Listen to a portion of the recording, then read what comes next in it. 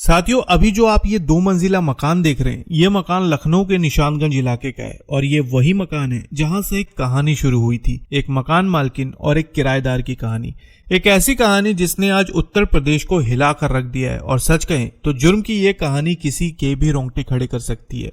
Media खबरों की माने तो आज की ये सच्ची घटना शुरू होती है उत्तर प्रदेश लखनऊ के निशानगंज इलाके से। और जो मकान आपने अभी देखा, उस मकान में रहा करती थी 69 साल की निर्मला देवी। निर्मला देवी अपने बेटे त्रिदेश और बहू रंजना वर्मा के साथ इस मकान के ग्राउंड फ्लोर पर रहा करती थी और इसके अलावा इनके पोते पोती भी थे। निर्मला देवी की कहानी कुछ ऐसी है कि इनके पति सचिवालय से रिटायर्ड थे, लेकिन फिर आज से करीब 2 साल पहले उनकी मृत्यु हो गई। फिर पति के जाने के बाद वो अपने बेटे और बहू के साथ इसी मकान के ग्राउंड फ्लोर पर रहने लगी। वहीं निर्मला देवी का बेटा बिजली विभाग में एक संविदा कर्मी था और पोता, जो अब पूरे 18 साल का हो चुका था, वो डिलीवरी बॉय का काम किया करता था। देखा जाए तो ये निर्मला देवी का एक हंसता खेलता परिवार था, लेकिन जिस मकान में वो रहा करती थी, उस मकान की सबसे बड़ी खास बात ये थी कि उस मकान के फर्स्ट फ्लोर पर पूरे 8 किराएदार रहते थे और सभी के सभी एक दूसरे के साथ मिलकर रहा करते थे। लेकिन फिर आता 21 मार्च का वो दिन जब सब कुछ बदल गया। 21 मार्च की सुबह सभी अपने अपने काम पर निकल गए, लेकिन शाम के 4 बजे जब निर्मला देवी का पोता डिलीवरी का काम करने के बाद अपने घर पहुंचा तो उसे बड़ा अजीब सा महसूस हुआ, क्योंकि घर में बेहद ज्यादा शांति थी और शायद ऐसा पहली बार उसने महसूस किया था।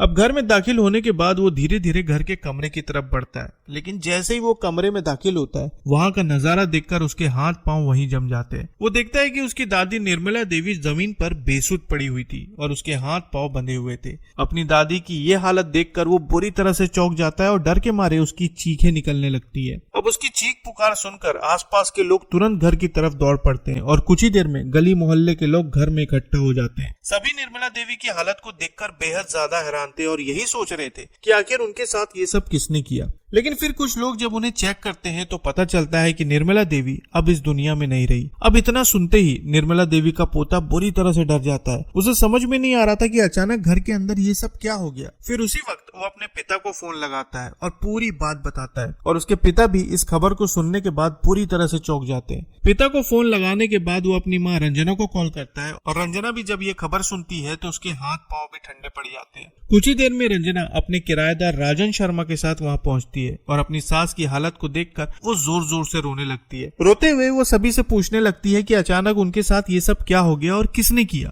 अब रंजना अपनी सास को देखकर जोर जोर से रो रही थी, लेकिन फिर इसी दौरान पुलिस को सूचना दे दी जाती है। सूचना पाते ही महानगर थाना पुलिस तत्काल मौके पर पहुंचती है और फिर शुरू होती है जांच। अब होता यह है कि धीरे धीरे ये खबर पूरे इलाके में फैलने लगती है और हर कोई इस खबर को सुनकर बेहद ज्यादा हैरान रह जाता है, क्योंकि किसी को भी समझ में नहीं आ रहा था कि दिन दहाड़े कोई एक बुजुर्ग महिला के साथ ये सब क्यों करेगा और इसके पीछे की वजह क्या हो सकती है। अब मामले की गंभीरता को देखते हुए तत्काल फॉरेंसिक टीम को भी बुला लिया जाता है और फिर कमरे के अंदर की हर चीज बारीकी से चेक की जाती है। अब पुलिस अपने काम में लगी हुई थी कि तभी डॉग स्क्वाड की टीम भी मौके पर पहुंच जाती है, लेकिन फिर इसी दौरान कुछ ऐसा होता है जिसकी वजह से वहां मौजूद हर कोई हैरान रह जाता है। डॉग स्क्वाड के स्नीफर डॉग्स कमरे को सूंघते हुए बाहर की तरफ बढ़ते हैं और फिर सीधा एक शख्स के पास जाकर खड़े हो जाते हैं और वो शख्स था राजन शर्मा। राजन शर्मा असल में इसी मकान के एक कमरे में किराए पर रहता था, लेकिन जब स्नीफर डॉग्स राजन शर्मा के पास जाकर खड़े हो जाते हैं तो हर कोई हैरान रह जाता है। और फिर इसके बाद पुलिस घर में लगे सीसीटीवी कैमरों की जांच करनी शुरू करती है ताकि उन्हें कोई न कोई सुराग मिल सके। लेकिन यहाँ पर सबसे ज्यादा हैरान करने वाली बात सामने आती है। जब सीसीटीवी कैमरों की फुटेज देखी जाती है तब ये बात सामने आती है कि दोपहर के 2 बजे से लेकर शाम के 4 बजे तक घर में लगे सीसीटीवी कैमरे बंद थे और उनमें कुछ भी रिकॉर्ड नहीं हुआ था और शायद यही वो समय था जब इस घटना को अंजाम दिया गया होगा। अब यहीं से पुलिस को शक होता है कि ये किसी बाहर वाले का काम नहीं है, क्योंकि बकायदा घटना को अंजाम देते वक्त घर के सीसीटीवी कैमरे बंद कर दिए गए थे।